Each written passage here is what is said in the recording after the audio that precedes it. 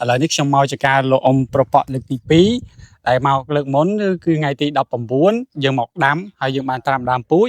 ឥឡូវនេះគឺយើងមកវគ្គ2គឺយើងចាប់ដើមបាញ់បំពន់ដំឡូងវគ្គ1ដែលដំឡូងលោកអ៊ំគឺមានអាយុប៉ុន្មានទេអ៊ំបាន16ថ្ងៃហើយ ចឹងដំឡូងលោកអ៊ំបាន16ថ្ងៃហើយលោកអ៊ំតើតោងនឹងបន្ទាប់ពីយើងបានត្រាំដើមពូជលោកអ៊ំ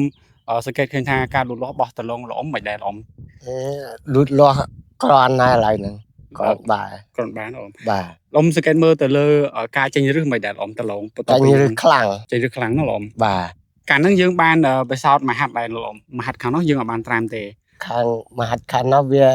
អត់បានត្រាំហ្នឹងចេញឫសដែរប៉ុន្តែខ្លីហើយតិចបាទមកខាងត្រាំហ្នឹងចេញឫសច្រើនហើយវែងឫសវែងទៀតបាទលោកអ៊ំបាទអញ្ចឹងលោកអ៊ំយល់ឃើញថាចំពោះការដាំដំឡូងទៅទៅនឹងការចំណាយពេលត្រាំបន្តិចហើយនឹងការដែលដាំអត់ត្រាំលោកអ៊ំឃើញថាមួយណាចំណេញមួយណាខាតលោកដែលត្រាំហ្នឹងវាឃើញថាចំណេញជាវាចំណេញហើយព្រោះវាដុះឫសច្រើនហើយវែងហើយអត់ត្រាំហ្នឹងឫសវាខ្លីហើយតិចទៀតបាទលោកអ៊ំបាទចឹងអរគុណច្រើនលោកអ៊ំសម្រាប់ការជួយចេញយោបល់ចឹងសម្រាប់បងប្អូនដែលបានទស្សនាវីដេអូនេះបើសិនជាចង់បានជីត្រាំដើមឬចង់បានជីបំពន់ដំឡូងអាចប្រឹក្សាយោបល់មុននឹងទិញយកទៅប្រើប្រាស់បានអាចខលមកលេខទូរស័ព្ទខ្ញុំផ្ទាល់ដែលមាននៅក្នុងវីដេអូនេះបានបាទអរគុណច្រើនលោកអ៊ំ